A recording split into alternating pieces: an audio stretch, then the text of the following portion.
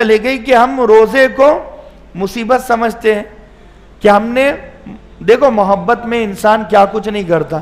لوگ بولتے ہیں نا کہ میں تمہارے لیے چاند توڑ لاؤں گا, ستارے توڑ لاؤں گا, اور میں تمہارے لیے اینٹ سے اینٹ بجا دوں گا. اپنے ماں باپ کے اگینسٹ جاتے ہیں اپنی پریمکا سے ملنے کے لیے, شادی کو کامیاب بنانے کے لیے. اگر اللہ سے محبت ہوتی تو برابر 15 گھنٹے آپ بھوکے رہتے. ایک چھوٹا سا بچہ 9 سال کا بچہ روزہ رکھا ہی اس کی ہو رہی ہے. اس کا مطلب یہ ہے کہ 9, 10 سال, 12 سال کے بچے کو اللہ صبر دے رہا ہے تو 25 سال کے نوجوان کو صبر کیوں نہیں دے گا؟ 35 سال کے نوجوان کو صبر کیوں نہیں دے گا؟ بات عزم اور ہمت کی ہے. جب بندہ ایک مرتبہ ارادہ کر دیتا ہے نا تو پھر اللہ اسے روزے میں محسوس نہیں ہونے دیتا. یہ جو ہم پریشان ہوتے ہیں نا غیبت اور چغلی کی وجہ سے, خالی وقت ملا غیبت شروع, چغلی شروع. اللہ کے نبی صلی اللہ علیہ وسلم نے 2 عورتوں کا حال وہ انجام دیکھا کہ وہ مرنے کے بالکل قریب آ چکی ہیں. اللہ کے نبی صلی اللہ علیہ وسلم کے پاس جب کیس پیش ہوا تو اللہ کے نبی صلی اللہ علیہ وسلم نے کہا ان کی حالت یہ روزے کی وجہ سے نہیں ہوئی ہے, ان کی حالت یہ غیبت کرنے کی وجہ سے ہوئی ہے. کہ منہ کھولنے لگایا تو اندر سے بڑے بڑے گوشت کے ٹکڑے نکلے.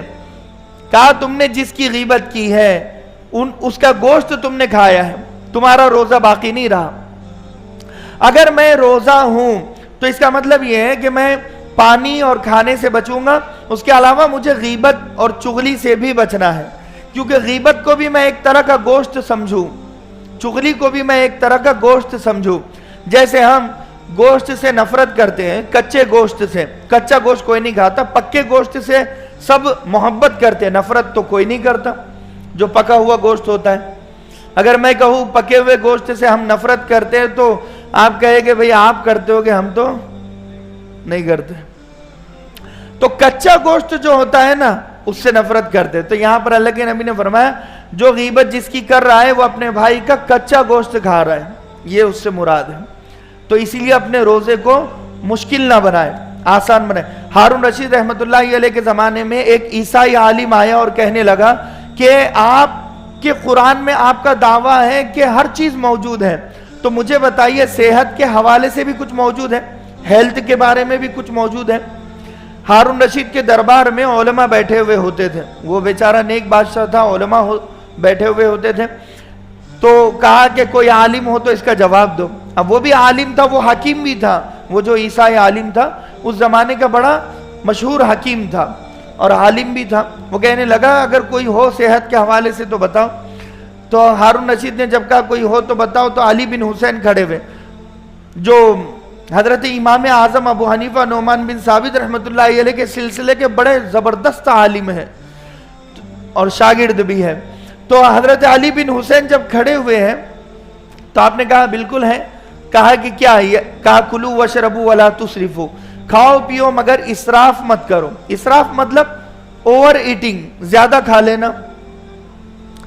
کھانے سے منع نہیں کیا, کھاؤ. اگر آپ کو 2 روٹی کی بھوک ہے تو آپ کھائیے, 2 روٹی کھانے سے اسلام منع نہیں کرتا. لیکن 2 روٹی پر جو ہم کھا لیتے ہیں, 2 روٹی پر آدھی روٹی کھا لی اور 1 گلاس پیاس باقی ہے, پانی 1 گلاس ہی بیٹھ سکتا ہے, لیکن اوپر اتنا فٹ کر دیا کہ پورا روح افزا فٹ کر رہے ہیں اور کسٹر بھی اس پر فٹ ہو رہا ہے اور اس پر جوس بھی فٹ ہو رہا ہے, سب فٹ ہو رہا ہے, اس پر فٹ ہوتا ہی جا رہا ہے. تو کلو وشربو ولا تسرفو. علی بن حسین نے جب کہا تو وہ جو عیسائی عالم تھا وہ اپنی جگہ سے کھڑا ہوا اور کہا کہ یہ تو میری حکمت کا آدھا علم ہے جو تم نے کہا ابھی, یہ میں نے 60 سالوں میں سیکھا ہے. وہ بہت بڑا حکیم تھا. وہ کہنے لگا واقعتاً قرآن اللہ کی کتاب ہے. پھر وہ کہنے لگا کہ کیا تمہارے نبی نے بھی صحت کے حوالے سے کچھ کہا ہے؟ تو کہا کہ ہاں انہوں نے بھی کہا ہے صحت کے حوالے سے. کہا کیا کہا ہے؟ تو اللہ کے نبی صلی اللہ علیہ وسلم کی بخاری شریف کی وہ حدیث پیش کی.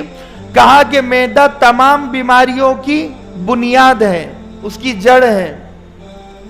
تمہارے جسم کو تم وہ دو جو اس کی ضرورت ہے اور پرہیز علاج سے بہتر ہے. یہ ایک حدیث کے 2 ٹکڑے ہیں. میدا تمام بیماریوں کی بنیاد ہے. مثال کے طور پر میدا ہے, اب یہ میدے کو کیسے رکھنا ہے یہ میرے اوپر اللہ تبارک و تعالیٰ نے چھوڑا ہے. یہ آپ کا میدا آپ کی ذمہ داری, میرا میدا میری ذمہ داری. تو ڈاکٹرز کیا کہتے ہیں کہ آپ کی بیماری آپ کا کھانا طے کرے گی. صحیح بات ہے. اگر آپ زیادہ میٹھا کھاؤ گے, ٹینشن لوگے, تو پھر شوگر کے مریض ضرور بنو گے.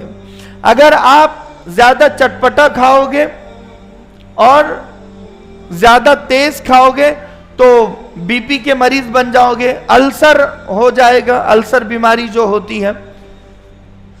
بات سمجھ میں رہی. اگر زیادہ تیل گٹ کھانا کھاؤ گے, زیادہ کولیسٹرول لیول ہائی ہو جائے گا, یعنی جس میں تیل زیادہ آتا ہے.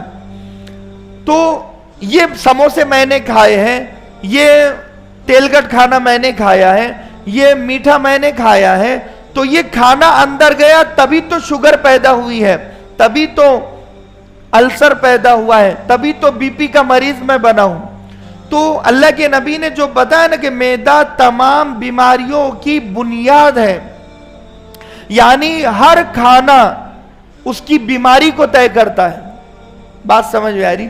اسی لیے اللہ کے نبی صلی اللہ علیہ وسلم نے فرمایا کہ پرہیز علاج سے بہتر ہے, اور ہم سے وہ نہیں ہوتا. آپ دیکھیں گے کہ دسترخوان پر جو شوگر کا مریض ہوگا وہ سب سے پہلے گلاب جامن کی طرف ہاتھ بڑھائے گا, مٹھائی کی طرف ہاتھ بڑھائے گا. اور جس کا کولیسٹرول لیول ہائی ہوگا, یعنی اس کے لیے تیل خطرہ ہے, تیل وہ کھا نہیں سکتا زیادہ کھانے میں, چکنا وہ کھا نہیں سکتا زیادہ کھانے میں, کریمی وہ کھا نہیں سکتا زیادہ کھانے میں, وہی زیادہ کھائے گا. یہاں پر امام اعظم ابو حنیفہ نعمان بن ثابت رحمۃ اللہ علیہ فرماتے ہیں, ایک شخص سے ڈاکٹر کہتا ہے کہ آپ شوگر کے مریض ہیں, آپ میٹھا مت کھائیے. اگر وہ پھر بھی کھاتا ہے تو خودکشی کے الزام میں اللہ تبارک و تعالیٰ اسے قید کرے گا. اگر ایک انسان بی پی کا مریض ہے, اسے چٹپٹا کھانے سے منع کیا گیا, اسے تیل گٹ کھانے سے منع کیا گیا, پھر بھی اگر وہ کھاتا ہے اور توکل کا نام دیتا ہے, یقین کا نام دیتا ہے, ایمان کی مضبوطی کہتا ہے کہ میرا ایمان مضبوط ہے اسی لیے میں تیل گٹ کھا رہا ہوں, کچھ نہیں ہوگا, زندگی اور موت اللہ کے ہاتھ میں ہے, تو اس انسان کو خودکشی کے الزام میں اللہ تبارک و تعالیٰ کل قید کرے گا.